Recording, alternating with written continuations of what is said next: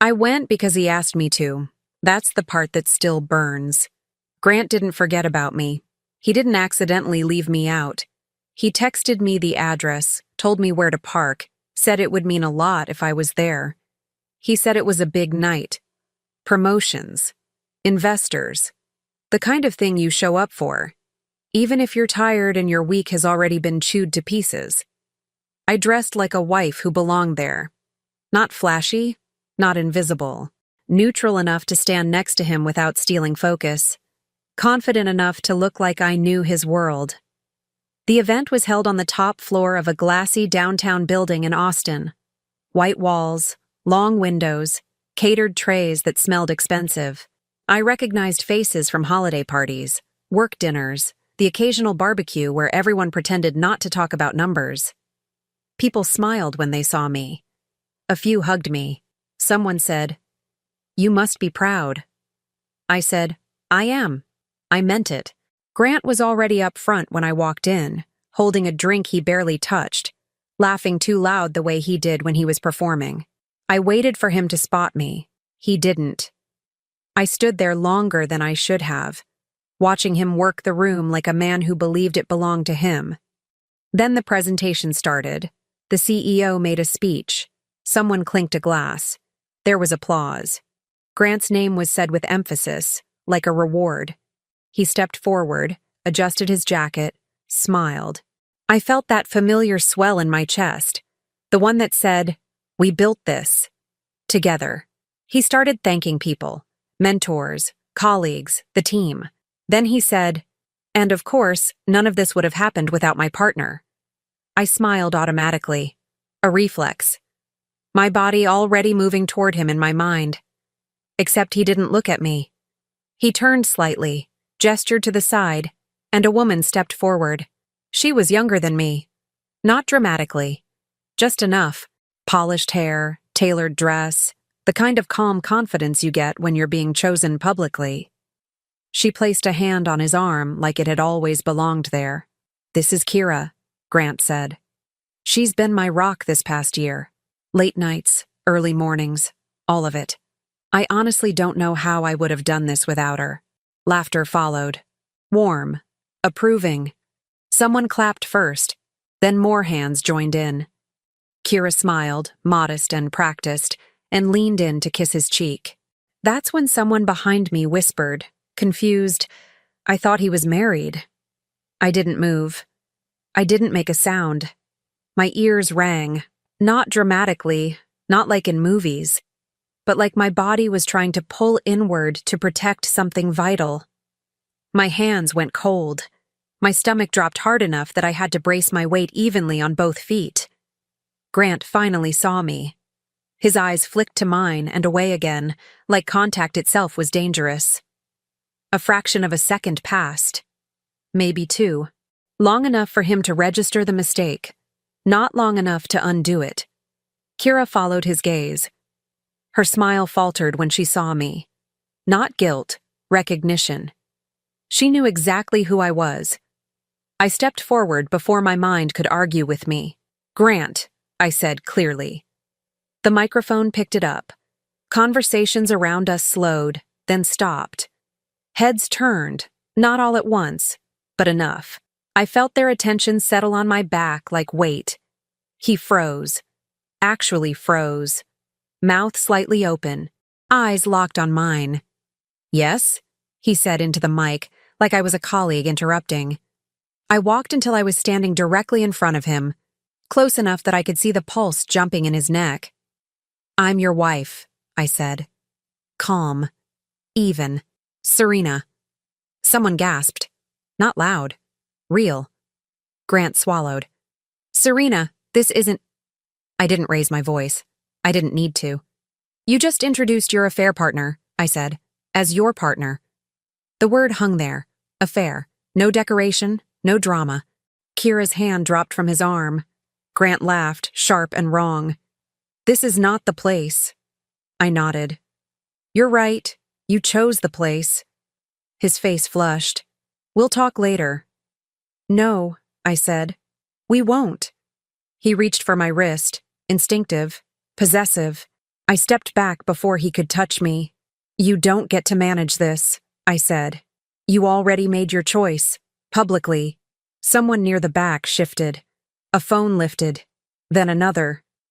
Grant leaned toward the mic again, trying to salvage control. "Let's take a short break."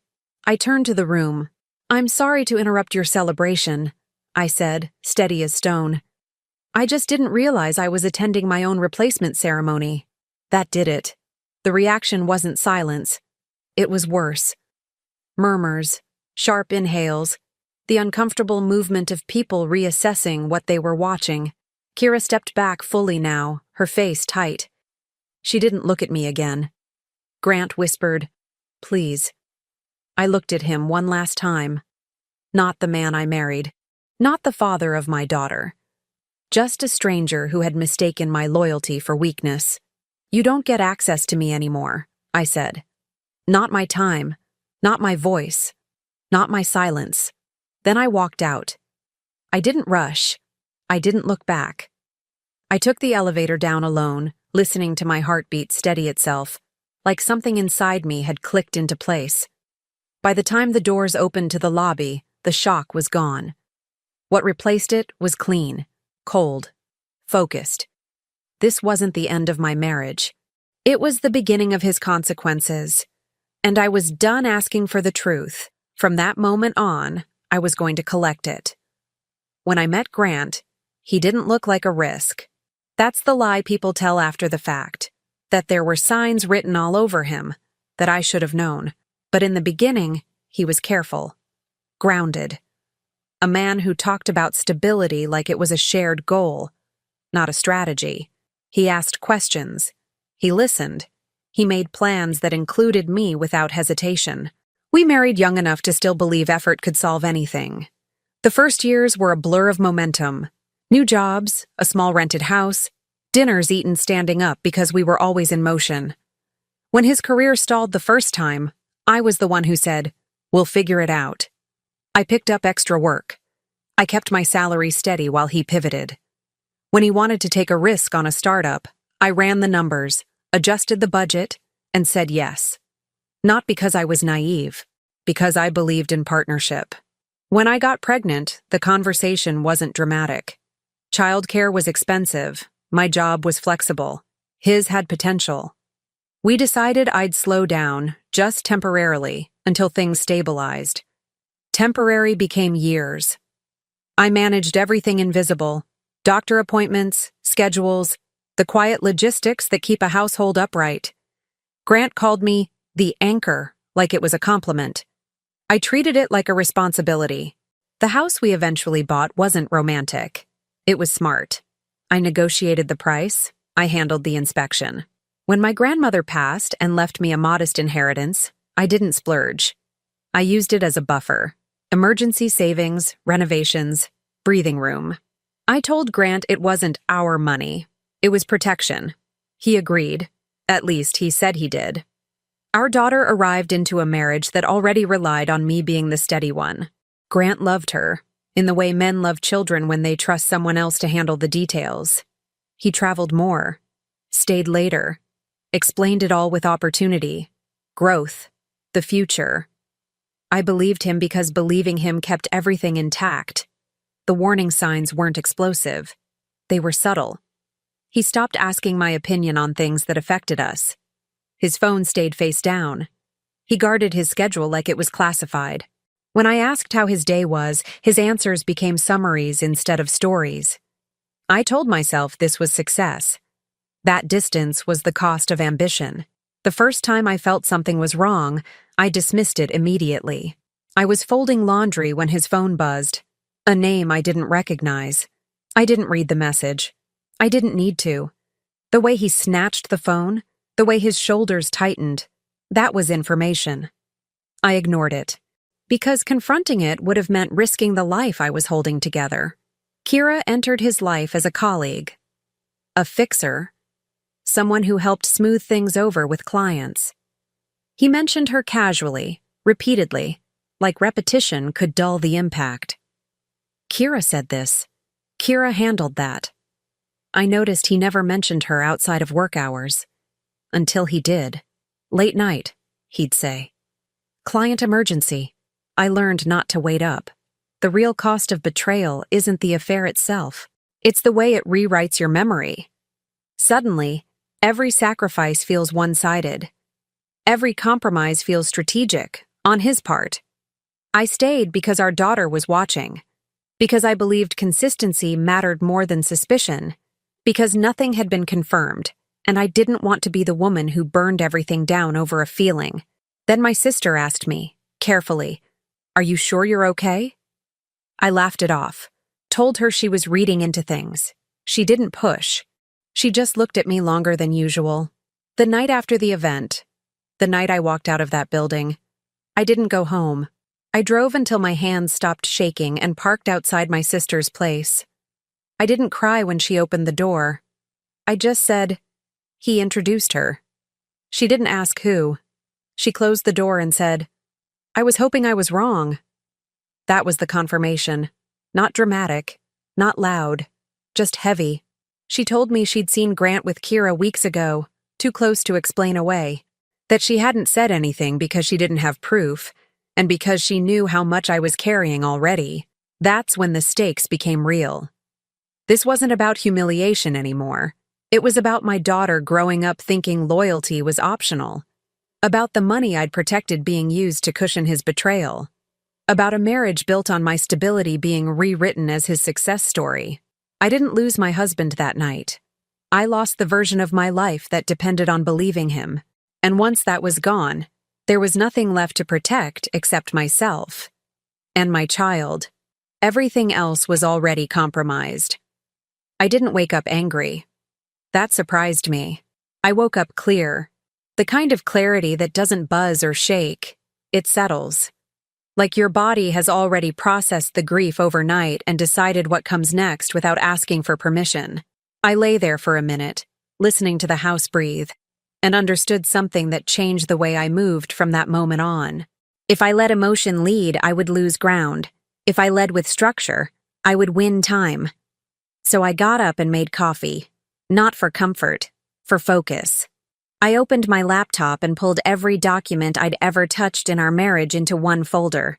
Mortgage, deeds, account statements. The spreadsheet I'd maintained for years without thinking twice.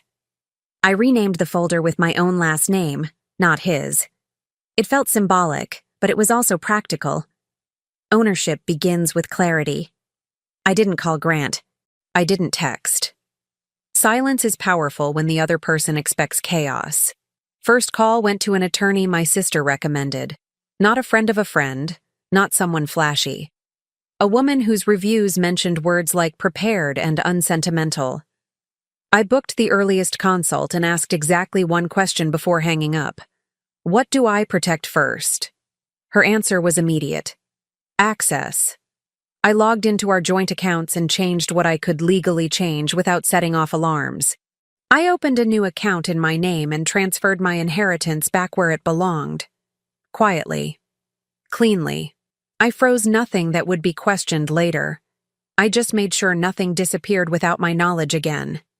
Then I did something Grant never expected. I listed the house. Not publicly. Not yet. I spoke to a realtor I trusted and asked for a valuation, comps, timelines. I didn't say the word divorce. I didn't need to. She heard it anyway.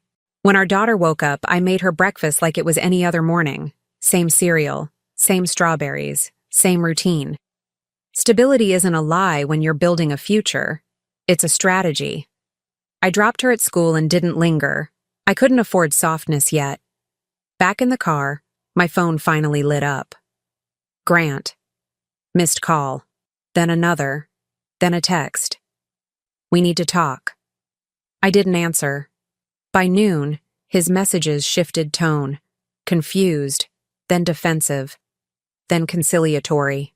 The emotional progression was predictable enough to be boring. I forwarded everything to my attorney. I made a list in a notebook. Old-fashioned, deliberate. Documents to copy. Passwords to secure. People to inform. People to avoid. I packed his things first. Not aggressively. No tossing. No destruction. I folded shirts the way I always had, efficiently. I boxed the things that were unmistakably his. It wasn't punishment. It was separation in physical form. When you move objects, you move reality. By late afternoon, Grant showed up at the house. I heard his car before I saw him, the slam of the door, his footsteps, faster than usual. He tried the lock, then knocked. "Serena," he called, voice tight. "Please." I didn't open the door. "I'm not here to fight," he said. I almost laughed. Instead, I spoke through the door. "I've retained counsel." Silence. "You can communicate through her," I added. "Or in writing." He exhaled sharply. "You're overreacting." "There it is," I said. "The last thing you'll ever say to me without consequence." His voice dropped. "This isn't who you are." "No," I said. "This is who I've always been. You just benefited from it." He stood there for a long time. I could feel it. The weight of his confusion pressing against the door like he might lean into it. Finally, he said, "Where am I supposed to go?" I opened the door then. Just enough for him to see my face. That's not my problem anymore. I closed it gently. That night, my attorney emailed me the first draft of next steps. Grant sent one last message. Longer. Apologetic. Panicked. I didn't read it. Because by then the decision had already been made. I wasn't reacting to betrayal. I was executing a separation. And he was only just realizing he no longer had a role in the process. The first thing Grant lost wasn't money. It was certainty. The kind that lets a person wake up believing the world will keep arranging itself around them. That belief cracked almost immediately, and I could feel it through the messages he kept sending. Shorter now, less scripted, missing the confidence he used to wear like a second skin. By the second day, his tone changed again. "Can we please just talk? This is getting out of hand. You're making this harder than it needs to be." I didn't respond, because things were already happening without me saying a word. His credit card declined at a restaurant that evening. Not because I was being vindictive, because the spending limit had been adjusted to reflect reality. He texted me from the parking lot, humiliated and angry, demanding an explanation. My attorney answered him instead. Grant tried to log into the joint account the next morning and discovered read-only access. He could see the numbers. He just couldn't move them.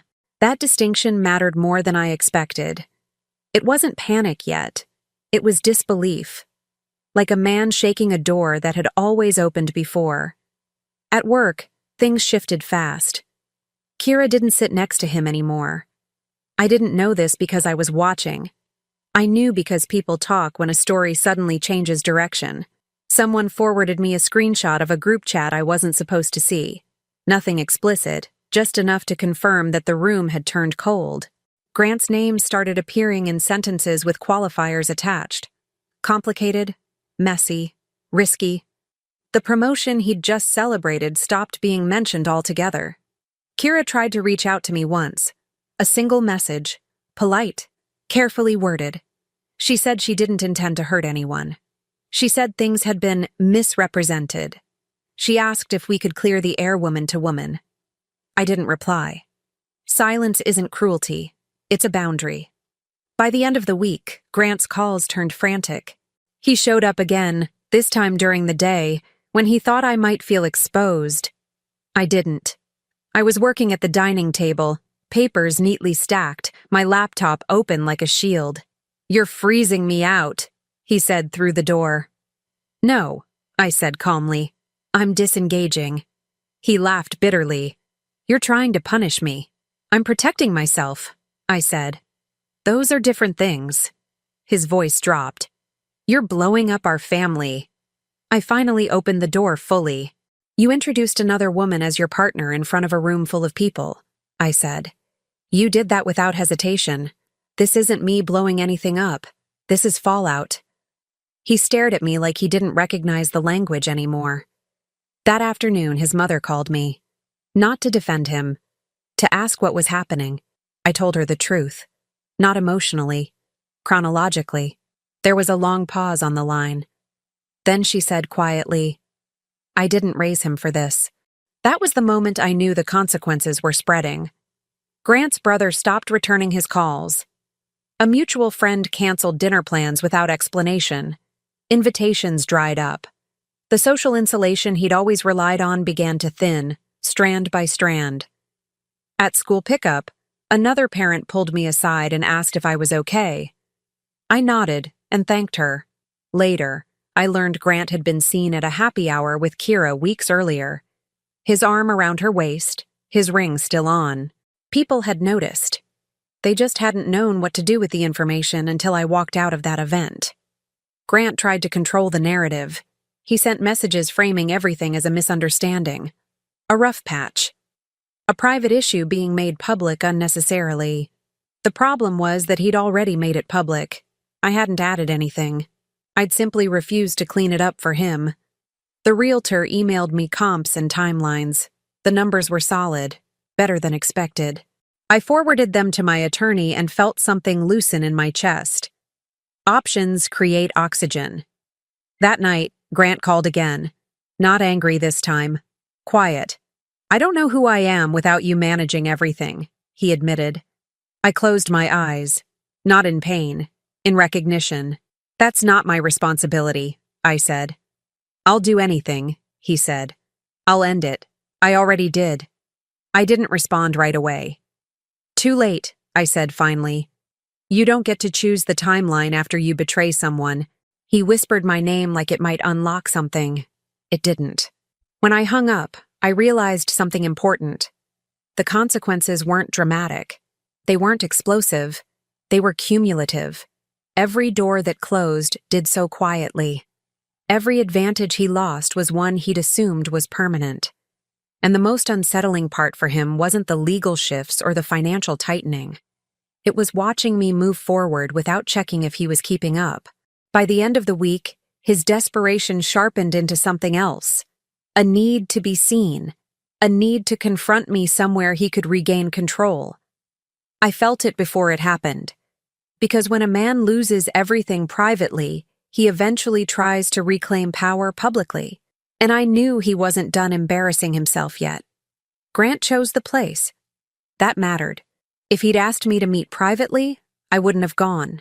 If he'd sent another long message filled with regret and rearranged promises, I would have ignored it like the rest. But when his attorney requested a mediation session at a downtown restaurant, neutral ground, witnesses everywhere, early evening crowd, I understood exactly what he was doing. He wanted control back. Public spaces make certain men brave. They assume restraint will protect them. That embarrassment only flows one way. I agreed to meet him, not because I owed him anything, because I wanted the record to be clean. The restaurant was one of those places that pretends it's casual while charging like it isn't. Low hum of conversation, white tablecloths, a bar full of professionals easing into their evening. I arrived on time. Grant was already there, sitting stiffly, his jacket folded beside him like he'd rehearsed where everything should go. Kira wasn't supposed to be there. I knew the second I saw her. She stood near the bar, pretending to read her phone, dressed carefully enough to look accidental. She looked up when I walked in. Our eyes met. Her expression tightened, not fear, not defiance. Calculation. Grant stood when he saw me. "Thank you for coming," he said, loud enough for the table beside us to hear. I didn't sit. "I was told this was mediation," I said. "Not theater." Kira shifted closer. Grant followed my gaze and stiffened. "She just came to be present?" I asked. "Or be seen?" A few heads turned. Grant lowered his voice. "Please, this isn't the place." "You're right," I said evenly. "But it is the place you chose." Kira stepped forward. "I think we should all calm down." That was the moment the room tilted. I looked at her fully for the first time. Not with anger, with clarity. "You don't get a voice in my marriage," I said. "You lost that privilege the moment you accepted a man who introduced you as his partner while his wife was standing in the room." Someone nearby inhaled sharply. Kira flushed. "You don't know what he told me." I nodded once. "I don't care." Grant tried to intervene. "This is spiraling." "No, I said. This is landing. I finally sat down, not because I was yielding, but because I wanted my next words delivered from stillness. I came here for one reason, I said, folding my hands on the table. To make something clear in front of witnesses, since that seems to be how you operate. Grant's jaw tightened. Our marriage is over, I said.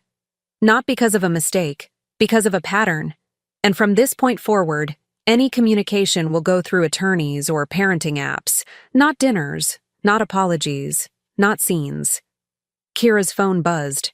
She glanced at it instinctively. A mistake. Her face shifted as she read whatever was on the screen. Grant noticed. What is it? She didn't answer. I stood. You wanted a public moment, I said. Here it is. Grant looked panicked now. Serena, please. I didn't raise my voice. I didn't need to. You built your success on my silence, I said. Consider this the end of that arrangement. The table behind us had gone quiet. Not dramatically, attentively. People weren't pretending not to listen anymore. Kira stepped back. I can't do this, she said suddenly. I didn't sign up for whatever this is. Grant turned to her, stunned. Kira, wait. She shook her head. You said she knew. You said this was handled. I smiled then, not with triumph, but with release. That's the thing about lies, I said softly. They don't age well in public. Kira grabbed her bag and walked out without another word. Grant watched her go like something essential had just slipped out of reach. He turned back to me, eyes wide, stripped of performance. You didn't have to do that. I tilted my head. Yes, I said. I did. A waiter hovered nearby, unsure whether to intervene. I'm done here, I said, placing my card on the table for my untouched drink. And just so we're clear, if you ever try to corner me like this again, I won't be this polite. Grant swallowed. You're humiliating me. I met his eyes. No, I said. I'm leaving you exactly where you put yourself. I walked out calmly, the door closing behind me with a finality that didn't echo, but settled. By the time I reached my car, my phone buzzed. Notifications. Messages. Someone had filmed part of it. Someone had already shared it. Grant had wanted a public reset. Instead, he'd given everyone a front-row seat to his collapse. And this time, there was no one left beside him to pretend it meant something else. Grant tried to get ahead of it. That was his first mistake. The morning after the restaurant, his version of events began circulating quietly. Carefully phrased messages to mutual friends, a few selective phone calls, a post that looked neutral until you read it twice. Words like misunderstanding, private matters, respect for family. He framed himself as a man blindsided by an overreaction, someone trying to handle things with dignity while emotions ran high. It might have worked once. It didn't work now, because the clip had already escaped. Someone had filmed the moment at the restaurant. The part where Kira said she didn't sign up for this. The part where Grant reached for control and found nothing there. It wasn't dramatic footage. No shouting. No theatrics. That was the problem. It showed exactly what he looked like when stripped of authority. Unprepared, exposed, small. The video didn't go viral the way teenagers' scandals do.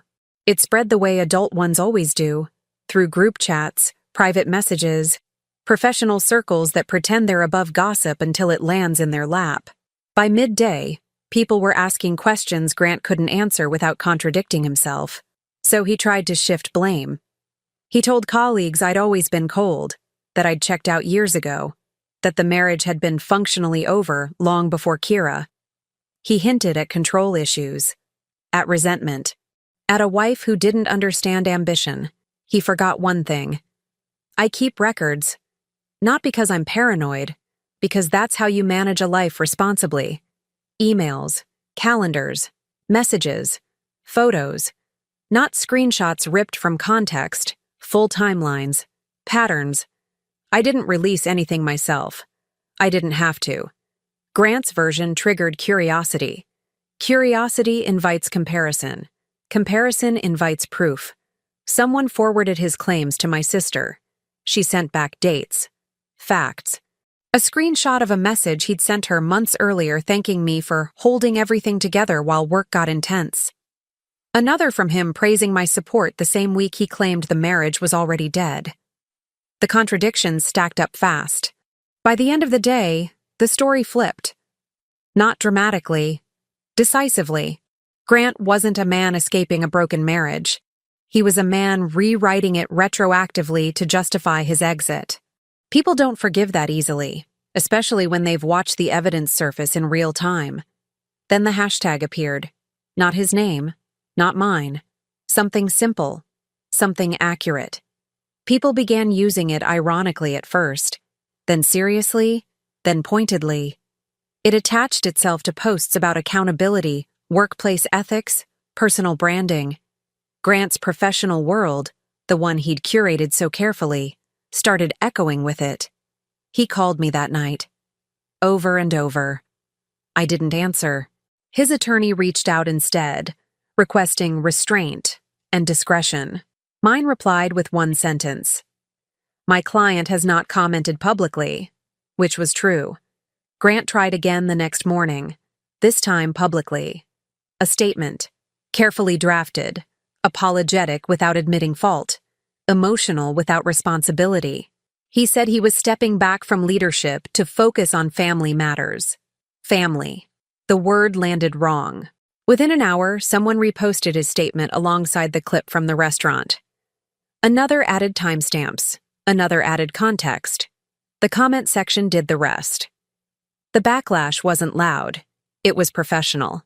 The kind that doesn't yell, it distances. Sponsors paused. Invitations were rescinded quietly. Meetings got postponed indefinitely. Grant lost his footing not because people hated him, but because they no longer trusted him. Kira vanished completely. She deleted her accounts, blocked numbers, removed herself from his orbit so thoroughly it was like she'd never been there. Later, I learned she'd requested a transfer, citing personal reasons. Her career stalled the same week his did. Collateral damage doesn't announce itself. It just stops moving. By Friday, Grant was desperate. He sent me a long email, no accusations this time, just panic. He said he was being misrepresented, that the internet was ruthless, that he never expected things to spiral like this, that he was scared. I read it once. Then I forwarded it to my attorney. Because here was the truth he still didn't understand. This wasn't escalation. This was exposure. Nothing new had been added to the story. Nothing exaggerated. Everything happening to him was the natural result of choices he'd already made, choices he'd assumed would stay private because I'd always protected him before. That protection was gone. By the end of the week, Grant's name became shorthand for something else entirely. Not betrayal, people survive that. Hypocrisy. The gap between branding and behavior. That's the kind of reputation damage you don't recover from quickly. And as the noise peaked and began to settle into permanence, one thing became clear to everyone watching. I wasn't fighting him. I was letting the truth finish what he started. And there was nothing left for him to spin. The legal part didn't feel dramatic. It felt surgical. Once the noise died down and the story stopped shifting, the real dismantling began. The quiet kind that happens in offices with frosted glass and neutral voices. My attorney moved efficiently, like this wasn't her first time watching a man realize consequences don't argue back. Grant tried to delay at first, asked for extensions, requested reconsiderations, claimed stress, claimed reputational harm. None of it changed the math. Assets were traced. Accounts were audited. The timeline mattered, and the timeline favored me. My inheritance was confirmed as separate property. The house, purchased with my funds and maintained through joint income I'd managed, was placed firmly on the table for sale. Proceeds were structured in a way that protected my daughter first. Always first. Grant's income, once rising, now looked unstable on paper. Leadership roles evaporate quickly when credibility becomes a liability. His bonuses were frozen. Equity discussions disappeared entirely. The version of his future he'd counted on no longer existed in any document that mattered. Custody was settled faster than he expected. Not because I pushed aggressively, but because consistency speaks louder than intention. School schedules, medical records, daily routines. The court didn't need theatrics, it needed evidence. I had it.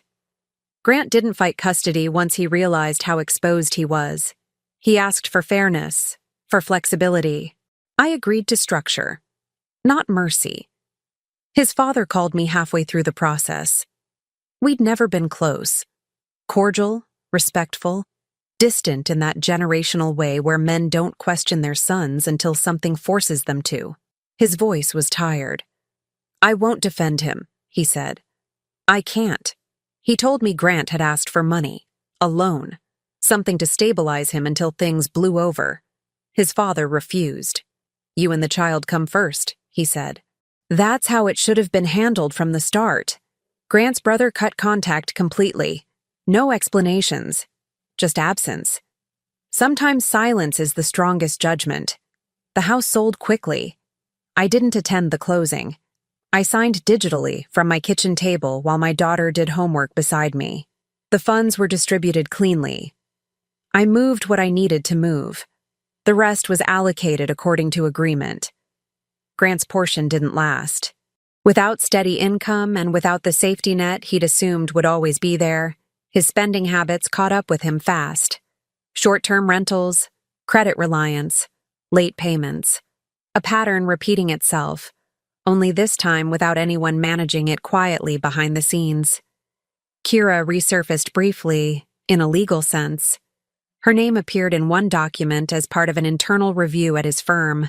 Nothing public, nothing dramatic, but enough to permanently alter her trajectory. She wasn't charged with anything. She didn't need to be. Association alone was enough.